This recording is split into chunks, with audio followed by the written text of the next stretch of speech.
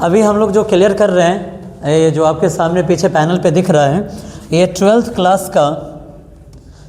Class का भारतीय one के बुक के हिसाब से हम पढ़ने वाले हैं डिटर्मिनेंट्स। क्या पढ़ने वाले हैं हम? डिटर्मिनेंट्स पढ़ने वाले हैं। अगर आप हिंदी में बात करें तो इसे निर्धारक कहा जाता है। क्या कहा जाता है? हिंदी में निर्धारक कहा जाता है। यही वजह कि एवरेज बच्चों को जो मैथ्स है वो इंग्लिश में ही पढ़ा दिया जाता है। वजह यह है कि अगर आप निर्धारक पढ़ने जाएंगे तो थोड़ा सा सुनने और समझने में अल्टर लगता है। ठीक है, इंग्लिश में हम पढ़ने वाले डिटर्मिनेंट्स, इंग्लिश मीडियम में हमारा मैथ चलता है। डिटर्मिनेंट्स पढ़ने वाले जिसे हिंदी में निर्धारक कहा जाता है। सबसे पहले हम ये समझ लेते हैं कि डिटर्मिनेंट्स पढ़ना क्यों आवश्यक है। ठीक है, तो आप गौर से देखेंगे, अगर ऑब्जेक्टिव के बारे में बात किया जाए तो एग्ज़ाम में यहाँ से लगभग 10 प्लस ऑब्जेक्टिव एग्ज़ाम में पूछे जाते हैं। लगभग 10 प्लस ऑब्जेक्टिव है। अगर 100 टाइप क्वेश्चन का बात किया जाए तो यहाँ से आपको लगभग 3 से लेकर 5 तक क्वेश्चन शॉर्ट टाइप में आपको देखने को मिल जाएगा। और अगर लॉन्ग क्वेश्चन का बात किया जाए तो यहाँ से एक प्रश्न दीर्घ उत्तरीय में पूछा जाता है। ठीक है, जो कितने नंबर के लिए रहता है? 5 नंबर के लिए रहता है। ठीक है, अगर आप कम से कम देखते हैं तो 5 अंक आपको यहाँ से मिलने वाला है। अगर यहाँ से 4 ही क्वेश्चन पूछ रहा है तो 4 दूनी 8, और यहाँ से 10 ना करके हम इसे मात्र 6 रखते हैं, फिर भी 6, 8, 6, 14 और 5, 19 से लगभग 20 नंबर के आसपास का सिर्फ ये चैप्टर आपका है। ठीक है, इसलिए इसको ध्यान से आप लोग पढ़ लीजिए और समझना। बहुत सारे बच्चों का प्रॉब्लम होता है कि अरे मैथ्स भारी है, समझ में नहीं आ रहा है ना, अधिकांश बच्चों का ये होता है। और शुरुआती दौर में तो कुछ दिन पढ़ लेते हैं, लेकिन जाकर लास्ट में दम तोड़ देते हैं कि भैया अब रह दो, हमसे ना हो पाई। लेकिन ऐसा नहीं होगा। ठीक है, अब ज़रा ध्यान से देखिए, एक एक चीज़ आपको समझ में आएगा और कहीं आपको कुछ भी कन्फ्यूजन होने वाला नहीं है। ठीक है, चलिए स्टार्ट करते हैं। हमारा जो डिटर्मिनेंट्स है इसका आज फर्स्ट क्लास है और हम यहाँ सबसे पहले पढ़ेंगे क्या? Determinant of A square matrix. आप डिटर्मिनेंट्स को किस रूप में देखेंगे? तो आप डिटर्मिनेंट्स को एक आप स्क्वायर मैट्रिक्स के रूप में देखेंगे। ये स्क्वायर मैट्रिक्स होता क्या है तो इसे आप बखूबी जानते हैं। वैसा मैट्रिक्स जिसमें रो और कॉलम दोनों का जो संख्या है ये क्या होना चाहिए? बराबर होना चाहिए। ठीक है, यानी कि अगर किसी मैट्रिक्स का ऑर्डर हम क्या ले ले? n इंटू एन ले ले। क्या ले ले बाबू? n इंटू एन ले ले। तो ये कौन सा मैट्रिक्स हो जाता है? स्क्वायर मैट्रिक्स हो जाता है। क्यों? क्योंकि यहाँ पर रो की भी संख्या और कॉलम की संख्या दोनों बराबर है। अब ये n इंटू एन लिखा क्यों गया है? तो आप ध्यान से देखेंगे, ये जो पहल का n है ये रो को रिप्रेजेंट करता है और जो सेकंड वाला है ये किसे दिखाता है? ये कॉलम को दिखाता है। ठीक है, समझने में कुछ दिक्कत नहीं ना? यानी कि डिटर्मिनेंट्स को जब हम पढ़ेंगे तो उसमें हमें क्या पढ़ना है? स्क्वायर मैट्रिक्स के रूप में ही एक डिटर्मिनेंट्स को हमें पढ़ना है। इतना आप ध्यान रखेंगे। यानी कि यहाँ से बात क्लियर हो रहा है कि जब भी अगर आपको डिटर्मिनेंट्स बनाने को मिलेगा और उसमें जो भी एलिमेंट्स आपको देखने को मिलेंगे वो सारे एलिमेंट्स जिस रो और कॉलम के व्यवस्था में आपको देखने को मिलेंगे वहाँ पर रो और कॉलम दोनों की संख्या आपस में क्या हो जाएगी? बराबर रहेगी, इक्वल रहेगी। ठीक है, अगर किसी भी मैट्रिक्स का रो और कॉलम का जो नंबर है वो अलग अलग हो जाए तो फिर वो स्क्वायर मैट्रिक्स नहीं होता है। आप ध्यान दीजिए ज़रा यहाँ पे। सबसे पहले आप बिल्कुल क्लियर कर लीजिए कि स्क्वायर मैट्रिक्स है क्या। तो स्क्वायर मैट्रिक्स वह होता है जिसमें रो और कॉलम दोनों की संख्या आपस में क्या हो? बराबर हो। जैसे अगर हम यहाँ पर एक मैट्रिक्स लिख रहे हैं 2, 4, 3, 5, हमने इसके एलिमेंट्स को यहाँ पे लिखा।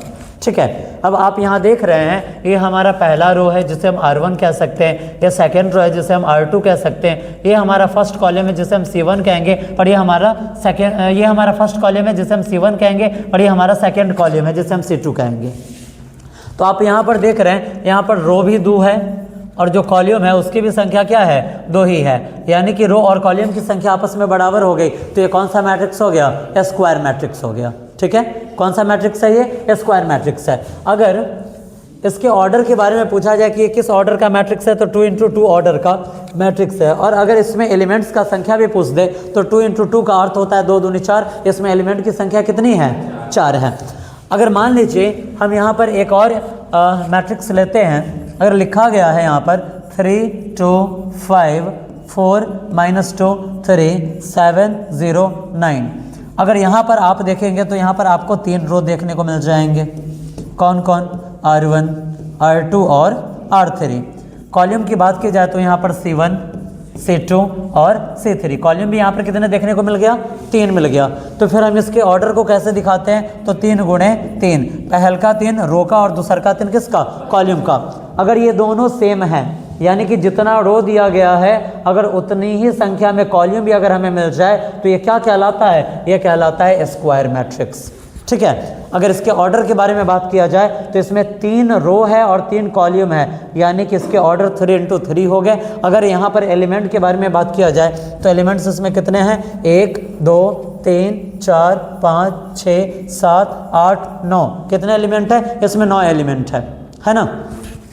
अगर आपको एलिमेंट की संख्या निकालनी है तो आप यहाँ से भी निकाल सकते हैं। जब आप 3 में 3 से गुणा करते हैं तो आपको 9 मिलता है, यानी कि इसमें कुल कितने तत्व है? तो 9 तत्व है। ठीक है, समझने में कुछ दिक्कत है क्या? नहीं ना। चलिए आगे बढ़ते हैं।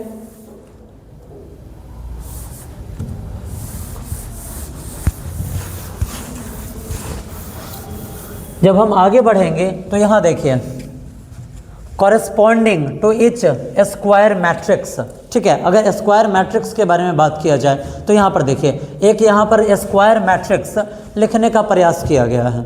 ठीक है, जब मैट्रिक्स को लिखा जाता है तो उसके एलिमेंट्स को हम कैसे रिप्रेजेंट करते हैं? A11, A12, A13 और लास्ट में जाकर A1n हो सकता है, यानी कि हम nवा पद तक जा सकते हैं। सेकेंड वाला A21, A22, A23, A2n, यानी कि हम n तक जा सकते हैं। अगर आप ऐसे भी आएंगे तो यहाँ पर आप देखेंगे A11, A21 और लास्ट में AN1, यानी कि हम यहाँ पर अगर कॉलम की बात, अगर यहाँ पर बात की जाए रो की, तो यहाँ पर हम n रो तक भी जा सकते हैं और n कॉलम तक भी जा सकते हैं। लेकिन आप निश्चिंत रहिए, आपको जितने भी क्वेश्चन मिलेंगे तो जो सबसे हैवी ऑर्डर में मिलेंगे वो सबसे हैवी ऑर्डर कितना होगा? 3 × 3 ऑर्डर का। उससे ज़्यादा हैवी ऑर्डर आपको देखने को नहीं मिलेगा। ठीक है, चलिए अब आप यहाँ पर जो देख रहे हैं A23, आखिर इस 2 3 का लॉजिक क्या है? इस 2 3 का क्या अर्थ होता है? इस 2 3 का अर्थ होता है कि जो एलिमेंट हमने यहाँ पर लिखा है ये दूसरका रो और तीसरका कॉलम का एलिमेंट है। ठीक है, कैमा रो का, सेकेंड रो और थर्ड कॉलम का एलिमेंट है। हमें पता है फर्स्ट यहाँ पर होता है रो और सेकेंड वाला क्या होता है बाबू? कॉलम होता है ना। मान लीजिए अगर लिखा गया A31, इसका मतलब क्या हुआ? ये कौन सा एलिमेंट है? तो ये तीसरका रो और पहल का कॉलम का एलिमेंट है। ठीक है, और कहीं पर लिखा गया A32, इसका क्या अर्थ हुआ? ये कहाँ का एलिमेंट है? तो ये तीसरका रो और दूसरका कॉलम का एलिमेंट है। बात समझ में आया? समझने में कुछ कन्फ्यूजन है क्या? नहीं ना। अब अगर आप बात करते हैं इससे आखिर कैसे दिखाया गया, तो जरा आप देखिए यहाँ पे अगर हम A23 का बात कर ले तो जरा आप देखिए, फर्स्ट रो R1, ये सेकेंड रो R2, यहाँ पे C1 पहला कॉलम, C2 दूसरा कॉलम, C3 तीसरा कॉलम, C4 चौथा कॉलम, है ना। तो आप जरा यहाँ देखिए, हमने A23 के बारे में बात किया था कि सेकेंड रो का, तो यहाँ देखिए सेकेंड रो में ये अवस्थित है और उसके बाद यहाँ पर 3 लिखा हुआ है, तीसरा कॉलम का ये एलिमेंट है या नहीं है? समझने में कहीं कुछ दिक्कत नहीं ना। यानी कि नीचे जो कोडिंग दिया रहेगा उस कोडिंग के हिसाब से हम उस एलिमेंट का जो स्थान है वो निर्धारित कर सकते हैं। ठीक है, बढ़ते हैं आगे। अब देखिए, जब हम मैट्रिक्स पढ़ रहे थे तो वहाँ पर भी इसी टाइप का बॉक्स हमें देखने को मिल रहा था, जहाँ पे सभी एलिमेंट्स को जो बड़ा वाला कोष्ठ होता है उसके भीतर अरेंज किया जाता है ना। तो अभी आप ये जो देख रहे हैं ये आपका क्या है? ये आपका मैट्रिक्स ही है। ठीक है, इतना आप ध्यान रखेंगे कि कभी भी अगर आप मैट्रिक्स मानते हैं तो वहाँ पर स्मॉल लेटर का यूज़ नहीं होता है। ठीक है, वहाँ पे स्मॉल लेटर का यूज नहीं होता है। अब यहाँ पर जिस ब्रैकेट का यूज किया गया है तो आपके मन में एक और क्वेश्चन उत्पन्न होगा कि क्या जब भी हम डिटर्मिनेंट्स या मैट्रिक्स पढ़ते हैं तो डिटर्मिनेंट्स में तो खैर ब्रैकेट आता ही नहीं है। अगर हम मैट्रिक्स पढ़ते हैं तो क्या खाली बिग ब्रैकेट का ही यूज हम कर सकते हैं? तो नहीं, यहाँ पर बड़का कोष्ठ और छोटका कोष्ठ दोनों आ सकता है। लेकिन अगर हम छोटका कोष्ठ लिखेंगे ना तो देखें, आप देख रहे हैं यहाँ पे सट जाएगा और बीच में स्पेस काफ़ी ज़्यादा रह जाता है, देखने में उतना बढ़िया नहीं लगता है। यही वजह कि हम जब भी यहाँ पर ब्रैकेट लगाएंगे, जब भी हम कोष्ठ का यूज करेंगे, किस कोष्ठ का यूज करेंगे? तो बड़का कोष्ठ का यूज करेंगे। ठीक है, समझने में कहीं कुछ दिक्कत नहीं ना? अब चलिए यहाँ देखिए, लिख रहा है कि there is a associated an expression called the determinant of A, ठीक है, डिनोटेड बाई DETA और determinant of A written as. अब यहाँ देखिए, कहने का अर्थ है कि ये आप जो अरेंजमेंट देख रहे हैं, ये जो आप अरेंजमेंट देख रहे हैं, इस अरेंजमेंट में आप क्या कीजिए कि जो ब्रैकेट है, ब्रैकेट ना देकर अगर आप सीधा लाइन में अरेंजमेंट कर दीजिए तो आपका क्या हो जाता है? डिटर्मिनेंट हो जाता है। दोनों को हम पहचानेंगे कैसे कि कौन सा क्वेश्चन मैट्रिक्स में और कौन सा क्वेश्चन डिटर्मिनेंट में है? तो एक छोटा सा तरीका है पहचानने का, और आप देखकर उसे समझ सकते हैं कि कौन सा क्वेश्चन डिटर्मिनेंट्स में और कौन सा क्वेश्चन मैट्रिक्स में है। आप यहाँ देखिए, अगर आपको बिग ब्रैकेट दिख जाए, इसका अर्थ हुआ कि यहाँ जो क्वेश्चन दिया गया है वो मैट्रिक्स में है। और अगर सीधा लाइन में दिया जा रहा है, इसका क्या अर्थ हुआ? इसका अर्थ हुआ कि ये क्या चीज़ है? ये डिटर्मिनेंट्स है। क्या है ये? डिटर्मिनेंट्स है। ब्रैकेट यानी कि मैट्रिक्स अगर डायरेक्ट लाइन है तो उसे हम क्या कहेंगे? डिटर्मिनेंट्स कहेंगे। डिटर्मिनेंट्स को किस चीज़ से रिप्रेजेंट किया जाता है? तो DETA लिखकर, या आप दोनों साइड एक छोटा छोटा लाइन दीजिए और बीच में आप यहाँ पर जिस चीज़ से मैट्रिक्स को इंडिकेट कर रहे थे वही चीज़ डाल दीजिए। ये आपका क्या हो गया? डिटर्मिनेंट्स हो गया। अगर कहीं पर लिखा गया है बाबू, इसे आप क्या पढ़ेंगे? इसे आप पढ़ेंगे डिटर्मिनेंट B। इससे आप क्या पढ़ेंगे? Determinant C। इससे आप क्या पढ़ेंगे? Determinant D। इससे आप क्या पढ़ेंगे? Determinant A। ठीक है, समझने में कुछ दिक्कत है क्या? नहीं ना?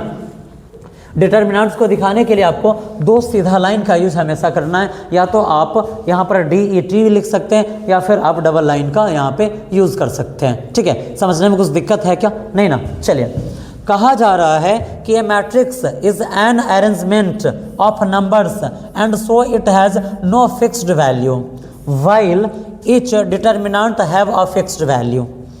कहा जा रहा है यहाँ पर कि डिटर्मिनेंट्स और मैट्रिक्स में अंतर क्या होता है?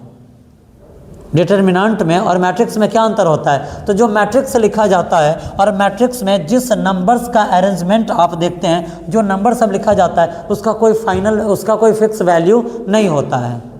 ठीक है, वहाँ पर जब भी अगर किसी मैट्रिक्स को लिखेंगे और उसके अंदर जितने भी हम नंबर को अरेंज करते हैं, लिखते हैं, उसका कुछ भी फिक्स वैल्यू नहीं होता है। परंतु जब भी किसी डिटर्मिनेंट्स को लिखा जाता है और उसके अंदर जितने नंबर दागे जाते हैं, जितने नंबर लिखे जाते हैं, सबका फिक्स्ड वैल्यू होता है ना? क्यों? अगर यहाँ पर फिक्स्ड वैल्यू नहीं देगा तो फिर मैं जब आगे का क्वेश्चन आप देखेंगे तो यहाँ पर आपको क्या करना होता है? क्वेश्चन को सरल करने के लिए कुछ एलिमेंट्स को जीरो करना होता है। ठीक है, क्यों?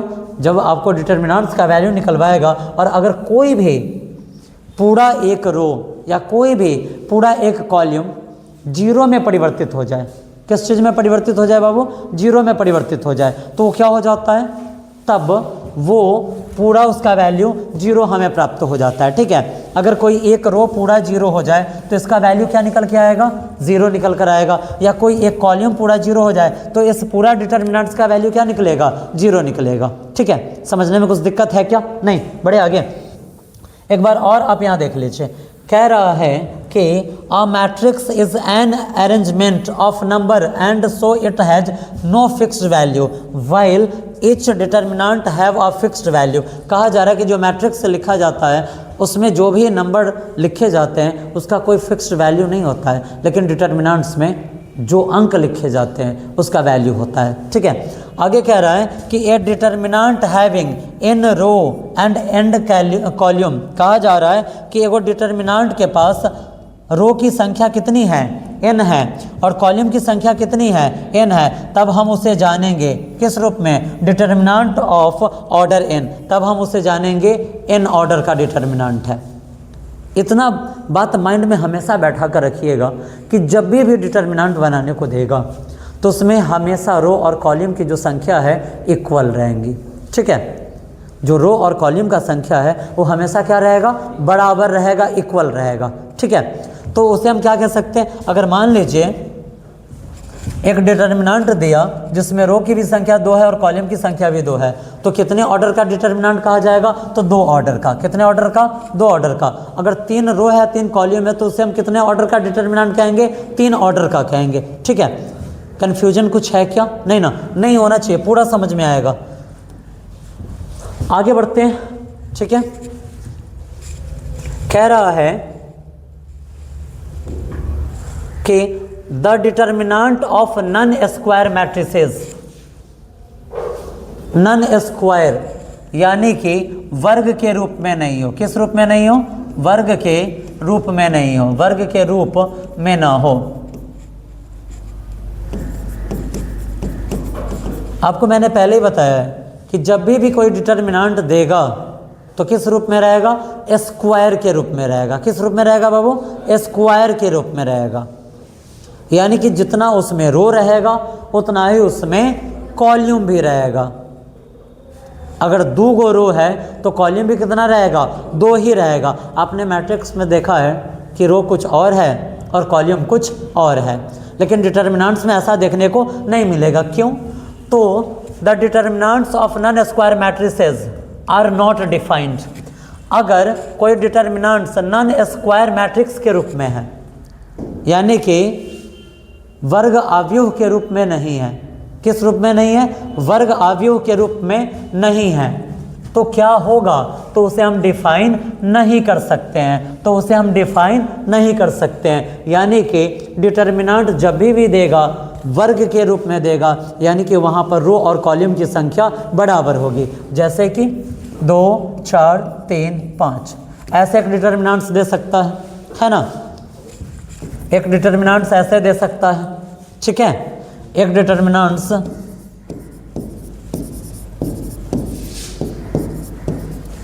इस रूप में दे सकता है। ये सारे डिटर्मिनेंट्स हो सकते हैं। क्यों, क्योंकि इसमें R भी 1 है और C भी 1 है। इसमें R1, R2 और यहाँ पर C1, C2। यहाँ पर रो की भी संख्या 2 है और कॉलम की भी संख्या 2 है। इसमें आप देखेंगे R1, R2, R3, C1, C2 और C3। यहाँ पर आप देखेंगे रो की भी संख्या 3 है और कॉलम की भी संख्या 3 है। तो इस डिटर्मिनेंट्स को सॉल्व किया जा सकता है, यह डिफाइन हो सकता है। लेकिन अगर इसी को क्या कर दिया जाए तो क्या यह डिफाइन हो पाएगा, नहीं। क्यों, क्योंकि अब ये एक वर्ग आव्यूह के रूप का नहीं है, ये एक स्क्वायर मैट्रिक्स के रूप का नहीं है। और वही डिटर्मिनेंट्स डिफाइन होता है जो स्क्वायर मैट्रिक्स के रूप में हमारे सामने रहेगा। ठीक है, समझने में कहीं कुछ दिक्कत नहीं ना। चलिए अब देखिए, यहाँ पे कहा जा रहा है कि value of a determinant of order 1। अगर कोई डिटर्मिनेंट दिया गया है कितने ऑर्डर का, 1 ऑर्डर का। कितने ऑर्डर का, 1 ऑर्डर का। यानी कि उसमें रो की भी संख्या 1 है और कॉलम की संख्या भी 1 है। यानी कि चट दीवार ऐसे कुछ लिख दिया है ना, चट दीवार ऐसे कुछ लिख दिया। और आपसे पूछेगा कि इस डिटर्मिनेंट्स का वैल्यू बताइए, तो आप भी निश्चिंत होकर कहिएगा कि इसका आंसर क्या हो जाएगा, 5 रह जाएगा। जो 1 ऑर्डर का डिटर्मिनेंट्स होगा उसका आंसर वही जो यहाँ पर जो एलिमेंट्स दिया रहेगा वही हो जाता है। ठीक है, समझने में कोई दिक्कत। लेकिन यहाँ जरा आप देखिए पहले, value of a determinant of order 1, the value of a determinant of A. अगर ये 1 × 1 मैट्रिक्स है, यानी कि 1 × 1 ऑर्डर का है, तो यहाँ पर आप देखिए matrix A is defined as determinant of A, और इसका आंसर क्या रहेगा, ए ही रहेगा। ठीक है, अगर 1 ऑर्डर का कोई मैट्रिक्स है, अगर उसके डिटर्मिनेंट्स के रूप में वैल्यूएशन निकालने को कहा जाए तो उसका आंसर भी क्या आएगा, जो एलिमेंट अंदर लिखा रहेगा सेम वही। ठीक है, लेकिन जब ऑर्डर बढ़ेगा तो काम भी बढ़ेगा। जब ऑर्डर बढ़ेगा तो काम भी बढ़ता जाएगा। अब देखिए value of a determinant of order 2 we defined. अगर दो ऑर्डर का कोई डिटर्मिनेंट्स दे दिया तो उसके वैल्यू को हम कैसे डिफाइन करते हैं? मान लेते हैं कि 2 5 4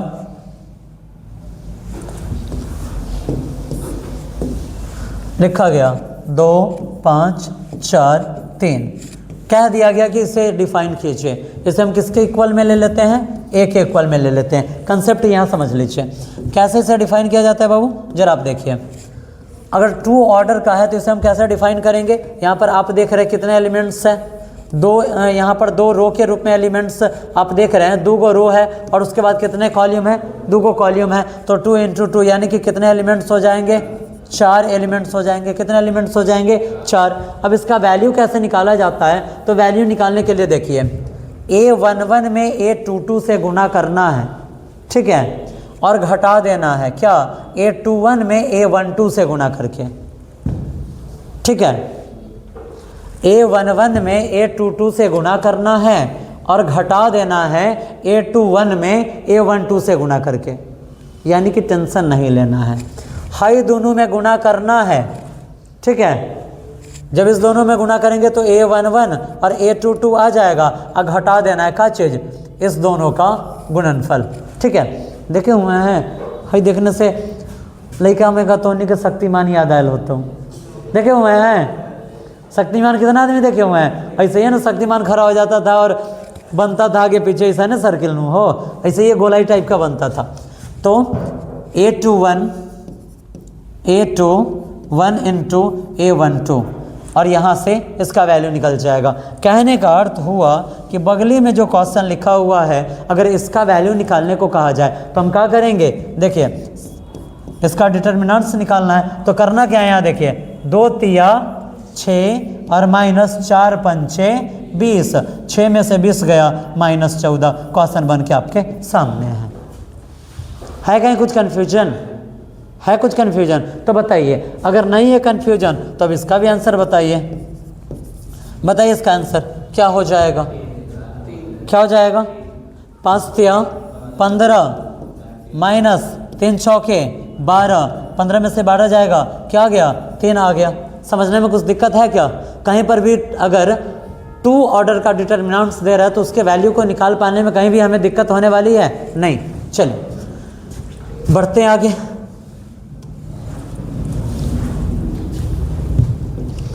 अब डिटर्मिनेंट्स में हम बढ़ेंगे किधर? तो value of a determinant of order 3 और मोर, यानी कि अगर कोई डिटर्मिनेंट्स दिया है कितने ऑर्डर का? 3 ऑर्डर का या उससे अधिक ऑर्डर का। अब एक ऑर्डर वाला में हमने समझ लिया, एक ऑर्डर वाला में हमने देखा कि जो क्वेश्चन देगा, क्वेश्चन में जो एलिमेंट्स रहेगा वही उसका आंसर हो जाता है। हमने देखा 2 × 2 ऑर्डर वाले में, 2 × 2 ऑर्डर वाले में हमने देखा है कि हमें क्या करना है? हमें यहाँ पर चट दिवर ऐसे क्रॉस गुणा करके और यहाँ से इसको घटा देना है ना। लेकिन अब चलते हैं हम किधर?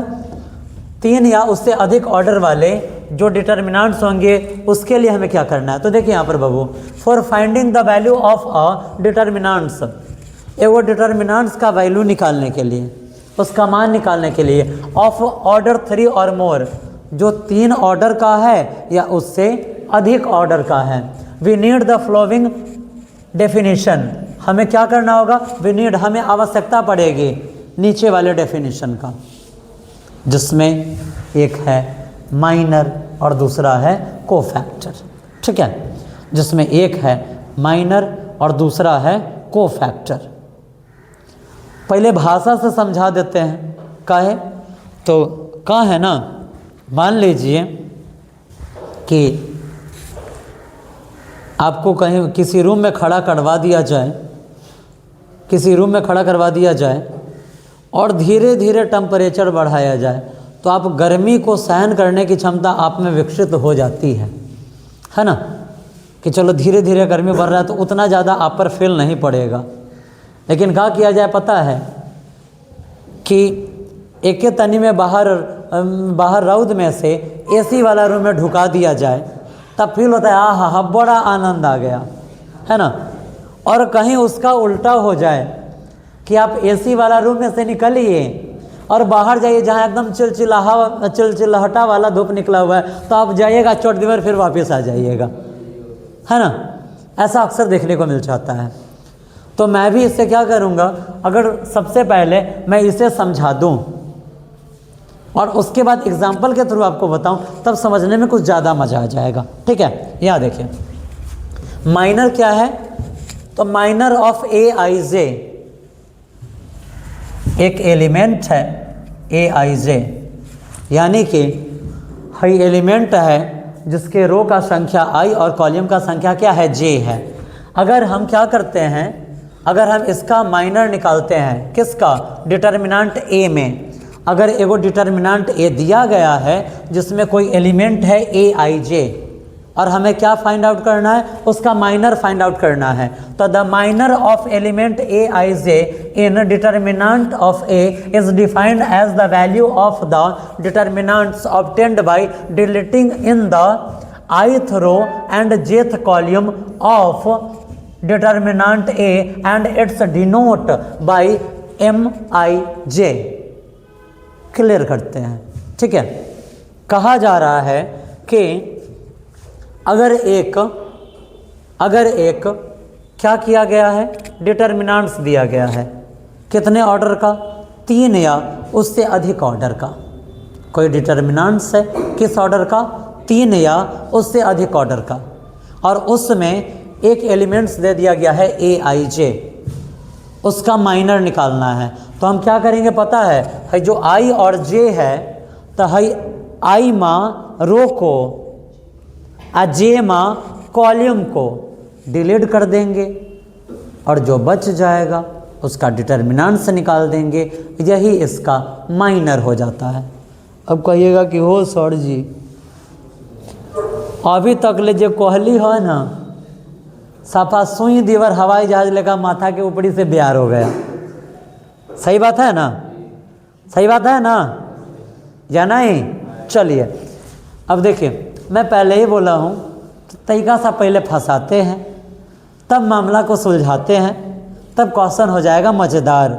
ठीक है, तब ना आपको पता चलेगा कि अच्छा ऐसे समझाया जाता है, जहाँ से कुछ समझ में नहीं आता है और एग्जाम्पल से चौट देवर क्लियर हो जाता है। देखिए अब हम एगो डिटर्मिनेंट्स ले लेते हैं 3 4 2 5 4 3 2 1 5। ठीक है, ले लिए। कितने ऑर्डर का है, 3 into 3 ऑर्डर का है ना, 3 into 3 ऑर्डर का है। एक स्क्वायर मैट्रिक्स के रूप का ये पालन करता है। क्यों? क्योंकि इसमें रो और कॉलम की संख्या आपस में क्या है, क्या है, बराबर है ना। चलिए अब यहाँ से AIJ का मतलब हुआ कि आईमा रो और जेमा कॉलम का माइनर निकालना है। अगर आपसे कह दे कि बउआ इसमें आपको क्या करना है, तो आपको माइनर निकालना है किसका, A22 का। ठीक है, A22 का क्या निकालना है, माइनर निकालना है। अब आइए चलिए यहाँ पर बात किया है, जो 2 आप देख रहे हैं ये रो है, दूसरका रो का बात कर रहा है, तो है आ गया दूसरका रो आ गया। और यहाँ पर है जो बाद वाला 2 है किसे रिप्रेजेंट करता है, कॉलम को करता है ना, यानी कि दूसरका कॉलम। तो दूसरका कॉलम भी है, यानी कि किसका माइनर निकालने को कहा गया, हेकरे माइनर निकालने को कहा गया है। किसका माइनर, जो बीच में घेरा गया है ना, इसका माइनर निकालना है। जब इसका माइनर निकालना हो तो कुछ भी टेंशन लेने की आवश्यकता नहीं है। मैं हमेशा कहता हूँ कि अभी आप लोग युवा हैं, टेंशन लीजिएगा पेंशन पाने का एज हो जाएगा। इसीलिए मैथ्स को एंजॉय कीजिए, टेंशन मत लीजिए। इसका माइनर निकालना है तो बड़ा इजी है माइनर निकालना। देखिए जब हम इसके अकॉर्डिंग गए हैं तो क्या बोला है कि अगर यहाँ IJ कह रहा है ना, तो आप क्या कीजिए, आईमा रो को उड़ा दीजिए और जेमा कॉलम को उड़ा दीजिए। तो यहाँ पर दूसर का रो बोला तो दूसर का रो को हमने उड़ा दिया, और दूसर का कॉलम बोला तो दूसर का कॉलमों को हमने उड़ा दिया। अब करना क्या है, डिटर्मिनेंट्स कैसे निकालते हैं हो, ऐसा ही है ना, तिरछा निकालते हैं ना। तो देखिए है सब तो डिलीट हो चुका है, जितना सर्किल में है, जितना ही शक्तिमान बनल फिर रहा है, सबका शक्ति गायब हो चुका है ना। बचा कौन, 3 और 5, तो 3 5 15 आ घटाओ 2 दूनी 4, 15 में से 4 गया 11, यही इसका माइनर निकल गया। बताइए कहीं कुछ कन्फ्यूजन है क्या, है नहीं ना। चलिए अब आगे देखिए, अगर कहीं आपको कह दे, अगर आपको कहीं कह दे कि A13 का माइनर निकालना है, किसका माइनर निकालना है, वो A13 का, यानी कि पहल का रो और तीसर का कॉलम डिलीट कर देना है। तो हम क्या करेंगे हो, पहल का रो और तीसर का कॉलम डिलीट कर दिए, जिसको डिलीट किया गया यानी कि हम शक्ति विहीन है। तब माइनर का बचा हो, 5 एकम 5 आ घटाओ 2 चौके 8, 5 में से 8 गया तो -3। समझने में कुछ दिक्कत है क्या, है कुछ दिक्कत नहीं ना।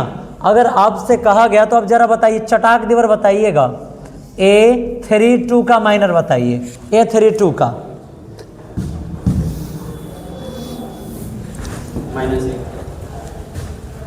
A32 का A3 यानी कि तीसर का रो डिलीट करना है और 2 तो दूसर का कॉलम डिलीट करना है। 3 तिहाई 9 आ घटाओ 5 दूना 10, 9 में से 10 गया, क्या गया, -1 आया। ठीक है, समझने में कुछ दिक्कत है क्या। चलिए 1-2 क्वेश्चन और प्रैक्टिस के लिए।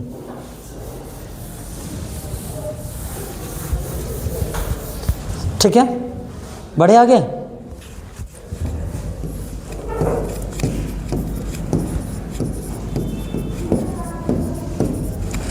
जरा बताइए इसमें A33 का माइनर बताइए।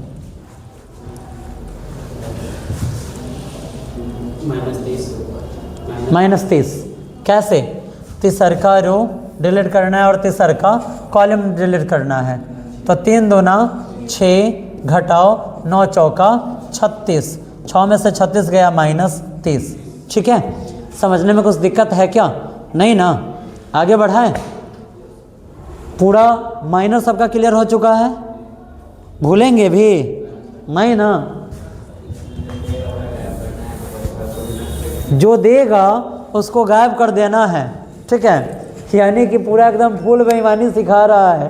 पूजा में जो चंदा दिया होकर नाम गायब कर देना है, अब बाद बाकी को बैठाकर भोज खिला देना है ना, ये सिखा रहा है। अब चलिए, अब आगे क्या है, आगे है कोफैक्टर। क्या है, कोफैक्टर है। कोफैक्टर होता क्या है, अच्छा एक और बात, माइनर को हम किस चीज़ से डिनोट करेंगे, MIJ से। ठीक है, MIJ से हम डिनोट करेंगे। अगर आपको जैसे बोला ना A23 निकालना है, हमने इसका अगर वैल्यू निकाला और इसका वैल्यू आया -30, तो हम यहाँ लिखेंगे M23, यानी कि हमने माइनर निकाला किसका, सेकेंड रो और थर्डवा कॉलम के हिसाब से।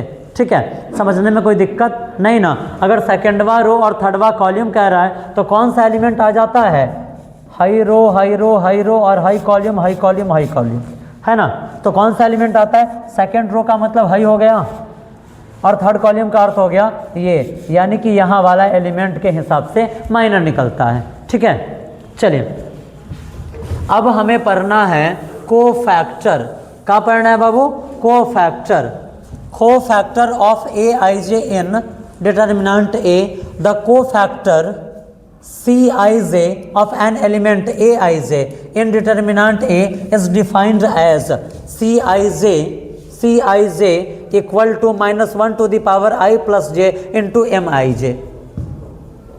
पता चल रहा है कि कोफैक्टरवा निकालने से पहले बात को समझिए ताकि कन्फ्यूजन गायब हो जाए।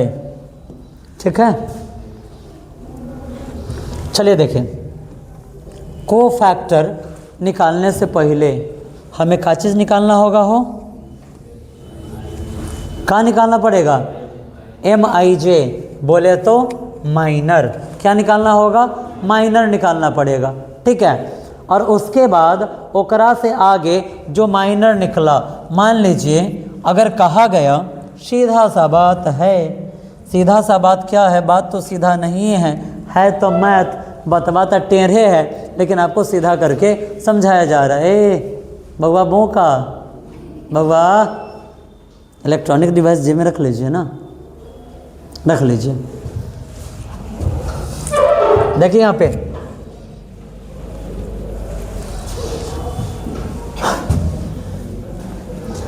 अगर MIJ निकालना है तो कहीं पर MIJ का वैल्यू आया 10, ठीक है। देखो कहीं भाषा में उल्टा पलटी हो जाए ना, माफ़ करना, हम लोग बिहारी है, हमारे यहाँ वैल्यू नहीं, हमारे यहाँ वैल्यू होता है ना। तब वैल्यूओ बोला जाए तो ये समझ जाना कि वैल्यू बोला जा रहा है, मान लीजिएगा। क्यों? क्योंकि हम लोग क्या है, मैथ्स वाले हैं, ठीक है। अगर MIJ क्या निकला था हो, MIJ निकला था 10, अब आपको निकालना क्या है, CIJ निकालना है। और है MIJ किस अकॉर्डिंग से 10 निकला था, तो ये 10 MIJ में M23 का निकला हुआ था वैल्यू, ठीक है। 23 का निकला हुआ था वैल्यू, क्या 10 मान लेते हैं। अभी एक का वैल्यू हम लोग -30 भी निकाले हुए थे ना। अगर अब कह रहा है कि हेकरे को फैक्टर निकालना है तो है 10 को यहाँ लिखना है। क्यों? क्योंकि है किस रूप का है, M के रूप का है। एक से आगे क्या है, गुणे, आगे लगाएंगे -1, आप पावर का चीज IJ, आप देख रहे हैं I के जगह पर 2 है और J के जगह पर क्या है, 3 है ना। इसी क्वेश्चन को सॉल्व कर देंगे तो -1 का पावर का चीज है, -1 का पावर है 5, और गुणे का चीज 10, ठीक है। आगे जब बढ़ाएंगे तो -1 के पावर 5 का वैल्यू क्या निकल कर आता है, -1 ही, और गुणे 10 तो 10 एकम क्या हो जाएगा, -10 हो जाएगा, ठीक है। अब चलिए सबसे सुंदर तरीका अब आप लोगों के सामने पेश किया जा रहा है, ठीक है। अब कुछ पॉइंट उड़ता हुआ आपके कानों में पड़ेगा, कुछ पॉइंट उड़ते हुए आपके कानों में पड़ेगा। अगर आपके भीतर क्षमता होगा तो आप लोक लीजिएगा, भविष्य में काम देगा, ठीक है। 3x3 ऑर्डर का है, और ज़रा आप यहाँ पर गौर फरमाइएगा, I+J जहाँ पर हम क्या करेंगे, जिस ऑर्डर से डिनोट कर रहे हैं उसको ऐड करने वाले हैं। तो हमने 6th क्लास में जहाँ पढ़े हुए थे, हमने के मास्टर साहब हमको पढ़ा दिए हुए थे क्या चीज़, तो हमको पढ़ाए हुए थे कि अगर पावर सम संख्या हो, माइनस कहीं दिया गया है, अगर इसका पावर सम संख्या हो तो है क्या हो जाता है, प्लस हो जाता है, पढ़े हुए हैं। और अगर कहीं माइनस दिया गया है, अगर पावर अगर क्या चीज़ है, विषम संख्या है, तो ही माइनस से रह जाएगा, ठीक है। अब ज़रा आप देखिए इसके अकॉर्डिंग जब हम क्या करते हैं, एलिमेंट्स को लेते हैं, तो ये A1, A11, A12, A13, A21, A22 और A23, A31, A32 और A33 हो जाता है ना। जोड़ना तो इस ऑर्डर बे को है, तो कहाँ कहाँ माइनस आएगा, कहाँ कहाँ प्लस आएगा, एकदम रटिए जाओ।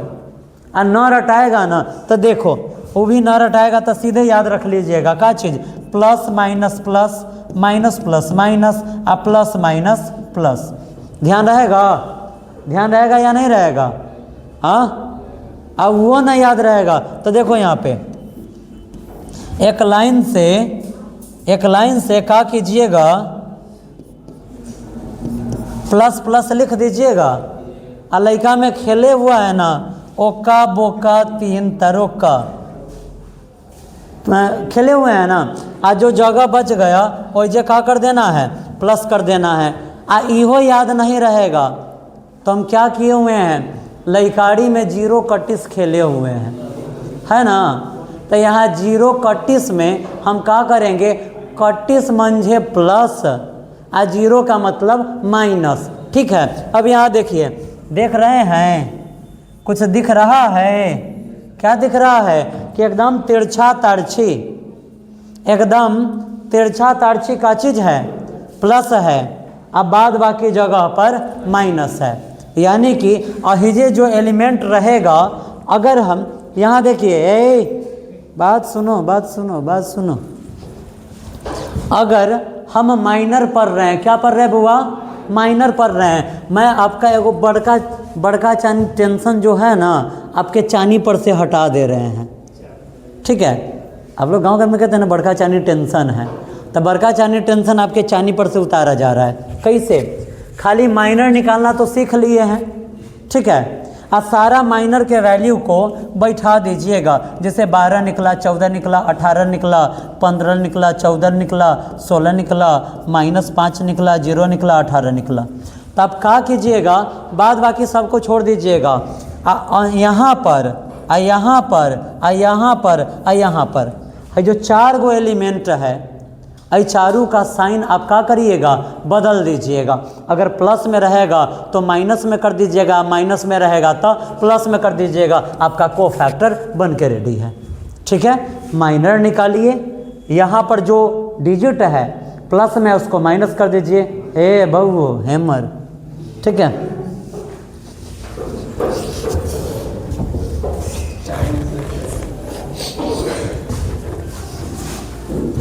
देखिए जब हम माइनर निकालेंगे और उसके वैल्यू को हम डाल देंगे, ठीक है, तो करना क्या है, ये चारों एलिमेंटवा के साथे खाली हेर फेर होता है। ये टेढ़ आदमी से कोई लगने जाता है नहीं ना, फिर टेढ़का को छोड़ दीजिएगा, आहियो टेढ़का को छोड़ दीजिएगा, टेढ़का लाइन वाले को छोड़ दीजिएगा, पहले बता रहे हैं। आही चारों एलिमेंट में चारों के खाली साइन को आप बदल दीजिएगा। ठीक है, प्लस वाले को कर दीजिएगा माइनस और माइनस वाले को कर दीजिएगा प्लस। क्या हो जाएगा, यहाँ पर आपका जो भी कोफैक्टर निकालना था बन के रेडी हो जाएगा। माइनर और कोफैक्टर समझने में किसी को कुछ दिक्कत है क्या, नहीं ना। अब मान लीजिए जैसे हमने, अगर हमें कहा जाए इसका माइनर निकालने को, ठीक है, अगर इसका माइनर निकालने को कहा जाए तो हाई वाला डिलीट हो गया ना, तब माइनर कहाँ निकलेगा बुआ हो, A21 मल्टीप्लाई A33 है ना, आ घटाओ A31 A23, ऐसे ही ना निकलेगा।